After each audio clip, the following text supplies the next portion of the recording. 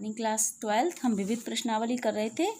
विविध प्रश्नावली का क्वेश्चन नंबर 9, किसी प्रदत्त अरिक्त समुच्चय x के लिए एक द्विआधारी संक्रिया star px cross px tending to px। इसका मतलब यहाँ पर जो सेट हमें लेना है वो क्या है, px है। px का मतलब है यहाँ पे पावर सेट, इसे घात समुच्चय बोलते हैं। पर विचार करो जो इस a स्टार b बराबर a intersection b for all a b belongs to P of X द्वारा परिभाषित है, जहाँ पी एक्स समुच्चय x का घात समुच्चय है। सिद्ध करो कि इस संक्रिया का तत्समक अवयव x है। x मतलब जो सेट हमने लिया था ये वाला, ठीक है। तथा संक्रिया स्टार के लिए पी एक्स में केवल x व्युत्क्रमणीय अवयव है, ठीक है। तो हमें यहाँ गिवन है x एक अरिक्त समुच्चय है और संक्रिया किस सेट में परिभाषित है, पी एक्स में, पावर सेट में।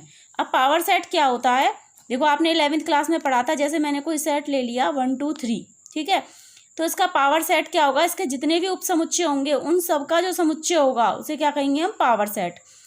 तो किसी भी सेट के कितने उपसमुच्चय होंगे इसको निकालने के लिए एक फॉर्मूला था हमारा 2 की पावर n।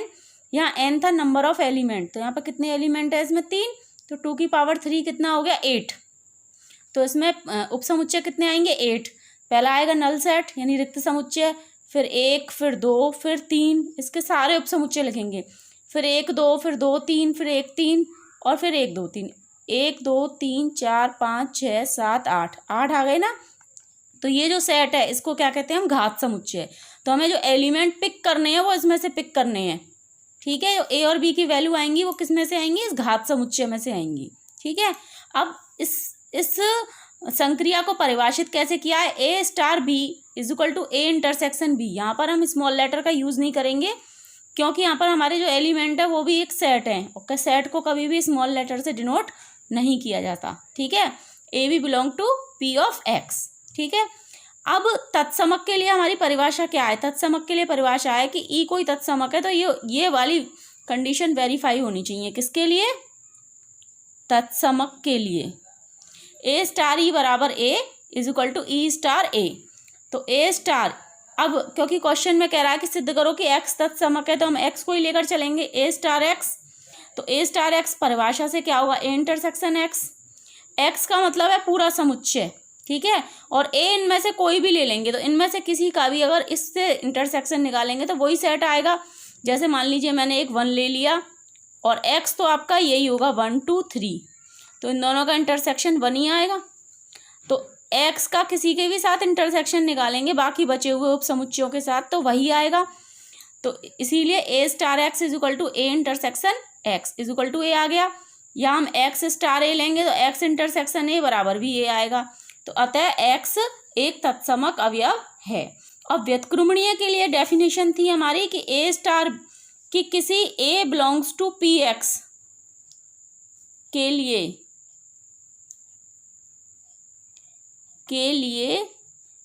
ऐसे बी का अस्तित्व होना चाहिए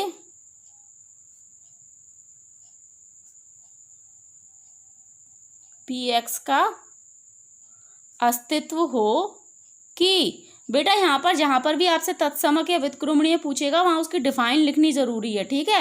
हो कि ए स्टार बी बराबर बी स्टार ए बराबर एक्स, क्योंकि एक्स हमारा क्या था, तत्समक था, बराबर तत्समक आ जाए तो ए स्टार बी क्या हो गया, ए इंटरसेक्शन बी, और बी स्टार ए क्या हो गया, बी इंटरसेक्शन ए बराबर एक्स। तो एक्स तो केवल तभी आ सकता है अगर हम पावर सेट के सेट्स की बात करें जब ए और बी दोनों ही एक्स हों, दोनों ही एक्स हों, यानी 1 2 3 लेंगे तो जब ही इन दोनों का, यानी ये भी 1 2 3 हो और ये भी 1 2 3 हो, तभी इसका इंटरसेक्शन एक्स आ सकता है। यानी कि यह तभी संभव है जब ए बराबर बी बराबर एक्स हो, ठीक है। अतः पी ऑफ एक्स में केवल एक्स एलिमेंट व्युत्क्रमणीय है और एक्स का व्युत्क्रम स्वयं एक्स ही है।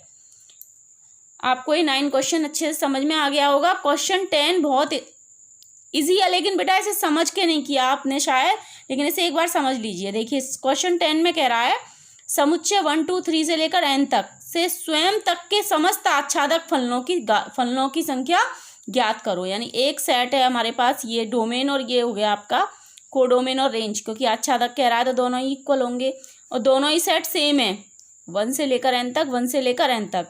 तो समस्त आच्छादक फलनों की संख्या, इसका मतलब ये है जैसे देखो 1 1 की इमेज या n में से कोई भी आ सकती है, 1 से लेकर n तक कोई भी नंबर हो सकता है। तो 1 की प्री इमेज के लिए हमारे पास कितने पॉसिबल वेज हैं, n। ठीक है, अब मैंने 1 की इमेज हम कितने प्रकार से लिख सकते हैं, n प्रकार से, क्योंकि इनमें से 1 की इमेज हम कोई भी ले सकते हैं। अब 2 की इमेज के लिए हमारे पास कितने वेज हैं, क्योंकि जो 1 की इमेज होगी वो 2 की नहीं होगी, क्योंकि ये फलन एक ही होना चाहिए तभी तो ये फलन होगा। 1 की जो इमेज होगी वो 2 की नहीं हो सकती। 1 की इमेज हमने इसमें से कोई भी चूज करी हो, उसके अलावा जो भी हैं उन्हें ले सकते हैं। तो 2 की इमेज के लिए हमारे पास कितने पॉसिबल वेज हैं, n-1।